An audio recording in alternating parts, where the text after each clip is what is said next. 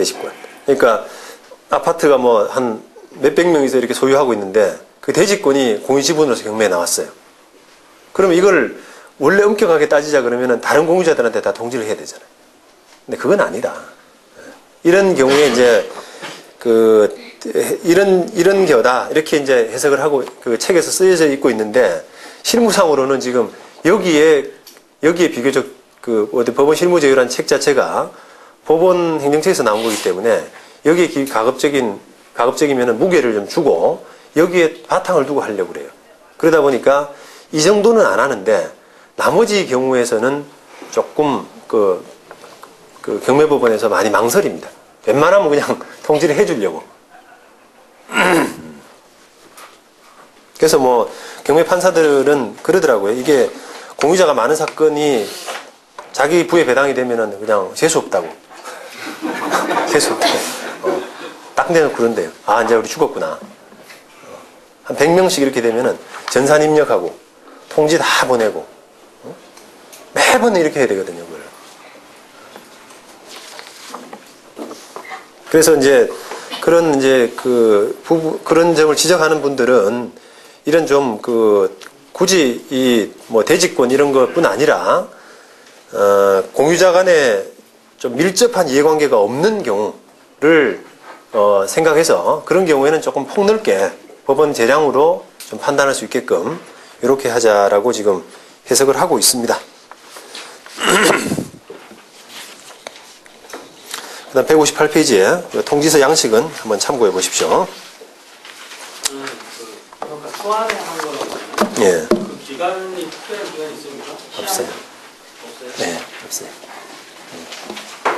뭐 알게 보통은 제가 항구는 정확하게 제가 이해를 못 하겠는데 항구는 정확하게 지금 잘 모르겠는데 항소 같은 경우는 추안 사유를 안날로부터 뭐 2주인가 이렇게 돼 있거든요.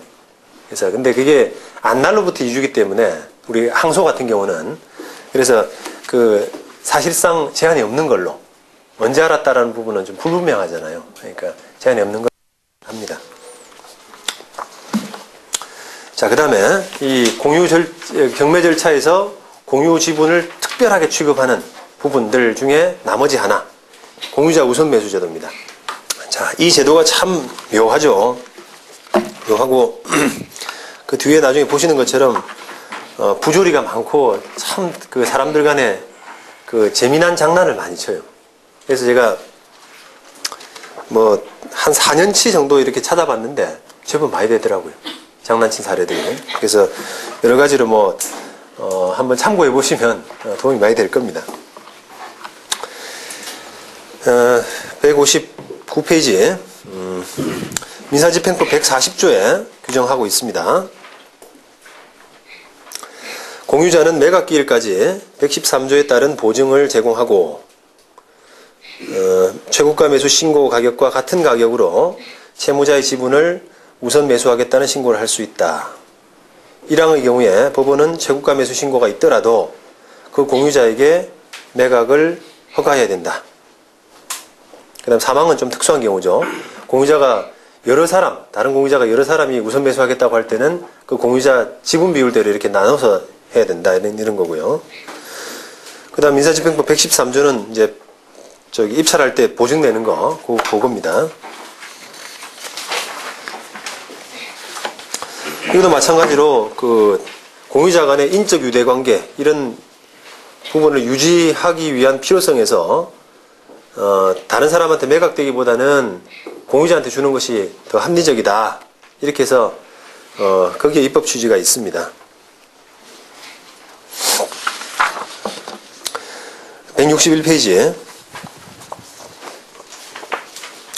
우선 매수 청구권을 행사할 수 있는 시한 이랬죠. 민사집행법 140조에 이게 공유자는 매각기일까지 이렇게 했어요. 매각기일까지 한다. 신고를 할 수 있다. 그 다음에 여기에 관해서 민사집행규칙 76조 1항은 140조 1항의 규정에 따른 우선매수의 신고는 집행관이 매각기일을 종결한다는 고지를 하기 전까지 할 수 있다. 매각기일을 종결한다는 고지를 하기 전까지 할 수 있다. 참고로 지금 아까 뭐 판결들 이렇게 읽어드릴 때 뭐 경매기일, 매각기일 뭐 이렇게 혼용해서 쓰이는데 예전에 민사집행법이 지금 도입되기 전에 경매 절차는 민사소송법의 한 일환으로서 민사소송법에서 규정을 하고 있었거든요. 근데 그때는 이게 경매라고 경매기일 그런 표현을 썼고 지금 민사집행법에서는 매각이라는 말로 바뀌었어요. 그래서 그런 용어 차이이기 때문에 큰 차이는 없습니다.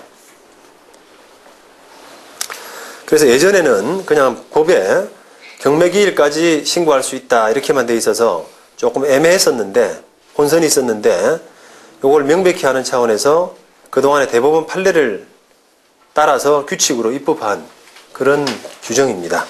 그러니까 이 매각기일까지 할 수 있다는 것은 집행관이 매각기일을 종결한다는 고지를 하기 전까지 라는 뜻이다. 이렇게 됐습니다. 그래서 예전에 대법원 2000년 사례를 보시면 이 사례도 이제 한번 읽어볼게요. 여기는 원심은 이 공유자 우선 매수 청구권을 행사한 공유자가 공유 신청이 늦었다. 우선 매수 신고가 늦었다. 라고 해서 이렇게 그 사람의 우선 매수권을 안 받아들인 판단을 했습니다. 근데 대법원은 그런 시간이 늦은 게 아니다. 그 사람의 우선 매수를 받아들여야 된다. 라고 해서 그 원심 판단을 파기한 그런 사례인데 원심을 한번 보시면 이 우선 매수 청구권자인 김택모 씨는 입찰기일에 입찰이 다 마감되고 난 후에 개찰이 시작되고 집행관의 입찰 종결 선언이 짓기 전에 공유자 우선 매수 신고서와 보증금을 제시하면서 우선 매수 신고를 했다. 그런데 집행관이 이 사람의 매수 신고는 적법한 절차에 의한 것이 아니다. 라고 해서 거부해 버렸습니다. 그런데 이 원심법원은 어떻게 판단했냐면 늦어도 입찰 마감 시간까지는 우선 매수 신고를 해야 된다. 근데 이 사람의 우선 매수 신고는 그거 뒤에 있기 때문에 부적법하다. 이렇게 했어요. 근데 이 대법원은 그런 뜻이 아니다. 여기서 이제 예전 법은 경매기일까지로 돼 있죠. 예전에 민사소송법 650조 여기서 경매기일까지라고 하는 뜻은 아까 그런 뜻이다. 경매기일을 종결시키기 전까지를 의미하는 것이고 최고가 매수신고 집행관이 최고가 매수신고인의 성명과 가격을 호창하고 경매의 종결을 선언하기 전까지는 우선 매수신고를 할 수 있다. 이렇게 판단했어요. 그래서 그게 입법화된 게 아까 민사집행 규칙입니다. 그 다음에 163페이지에 대법원 2002년 사례 이 사례는 지금 우선 매수 신고서를 입찰기일 전에 일단 제출했어요. 보통 이렇게 많이 하죠.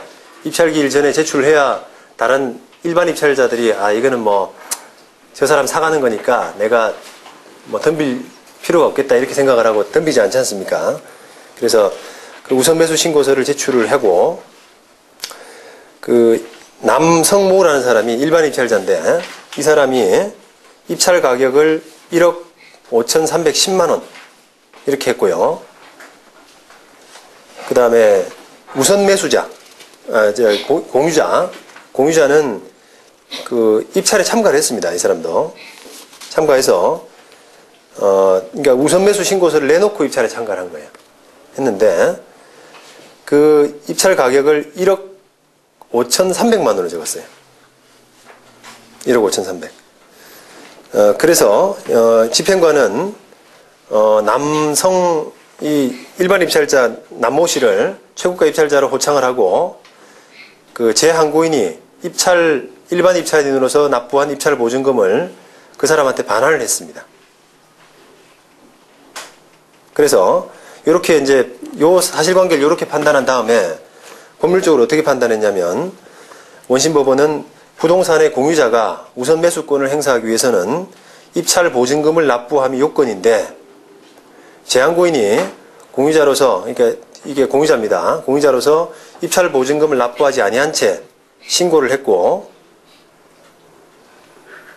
했는데 이와 같이 유효하지 아니한 공유자 우선 매수 청구권 행사에 대해서 입찰기일을 진행하는 집행관에게 이 공유자에 대해서 입찰 보증금을 납부할 것인지 여부를 확인할 의무는 없다. 이렇게 판단했어요. 확인할 의무는 없다. 그러니까 이 사람은 좀 특이한 사람이죠. 공유자 우선 매수 청구권 행사하고도 신고서를 내고도 일반 입찰자로 참가해서 조금 적은 가격에 이제 됐어요. 그러니까 입찰 그 집행관이 그러면 너는 떨어졌다. 라고 해서 그 돈 돌려주고 이 사람을 일반 입찰자를 그러니까 최고가 매수 신고인으로 정해버린 겁니다. 결정을 해버린 거예요.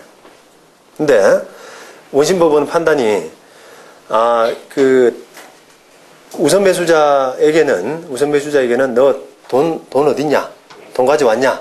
이런 것들을 확인하거나 할 필요가 없다는 거예요.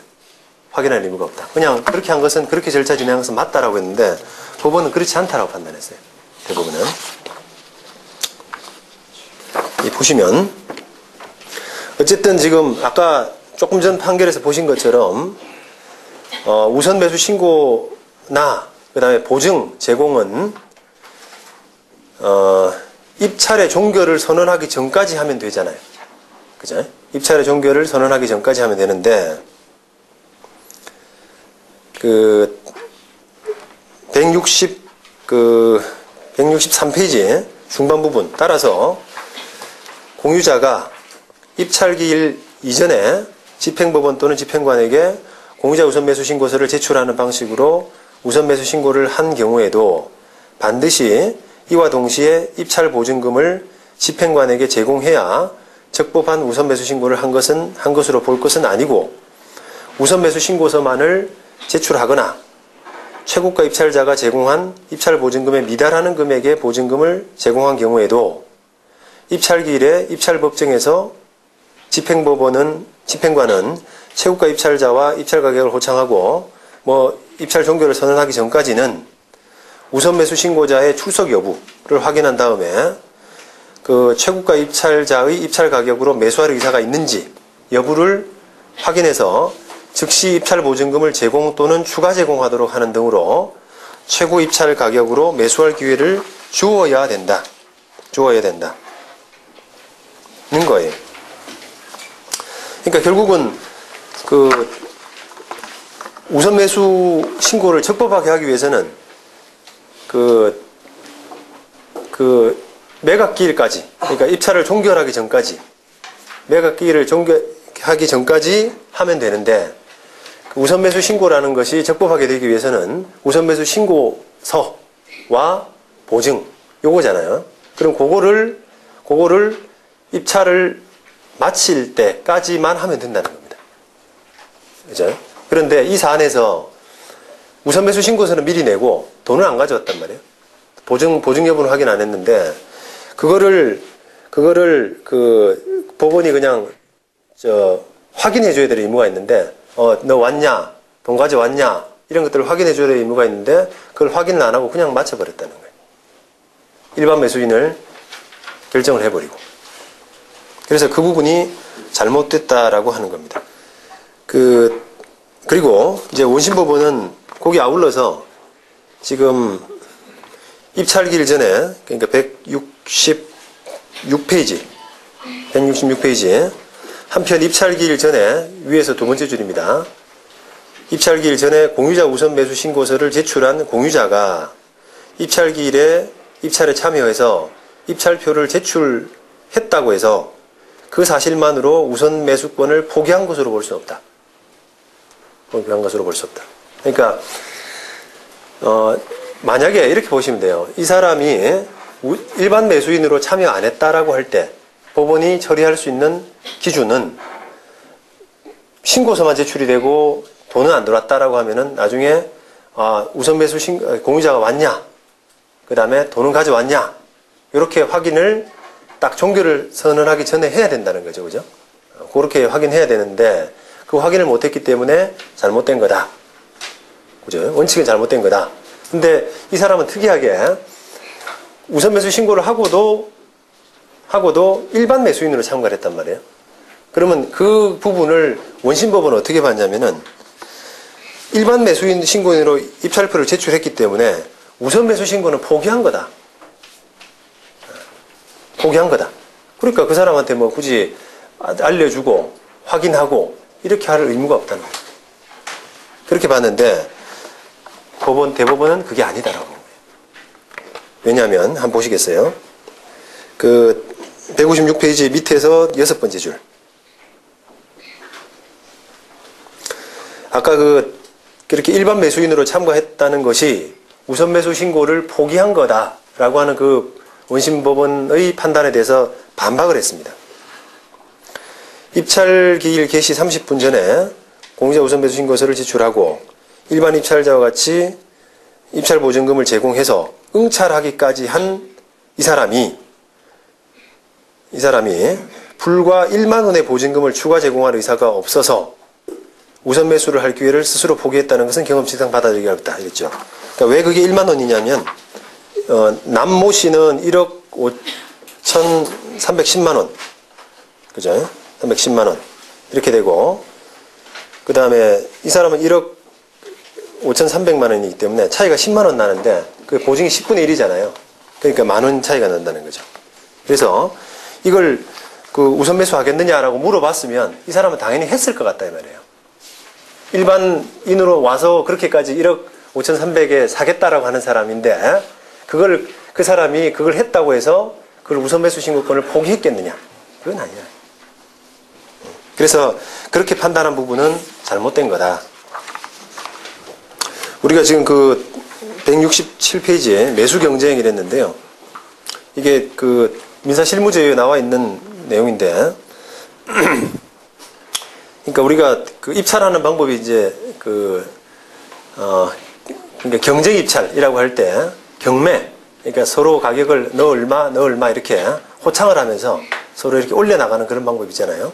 그러니까 그런 경우, 그걸 호가경매라고 하는데, 이 호가경매의 경우에는 공유자가 우선 매수 청구권을 행사한 경우라도 최고가 매수 신고인은 다시 더 고가의 매수 신고를 할 수가 있고, 이러한 매수 신고에 대해서 공유자가 매수 신고 가격으로 매수할 것을 신고하지 않으면 일반 매수 신고인이 매각 허가를 받는다. 이렇게 판단하고 있고요. 근데 호가 경매는 우리가 잘 안 일어나요. 부동산 경매에서는 다 입찰이기 때문에 투찰하잖아요. 얼마를 써내는 그런 방식이기 때문에 입찰에서는 이 매수 경쟁 효용이 되지가 않습니다. 근데 그 2004년 대법원 판례는 그런 그 부분을 판단을 한 사례입니다. 그러니까 이 사람은 지금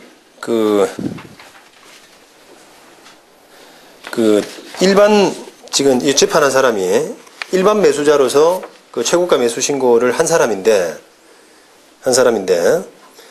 그 우선 매수자가 있었어요.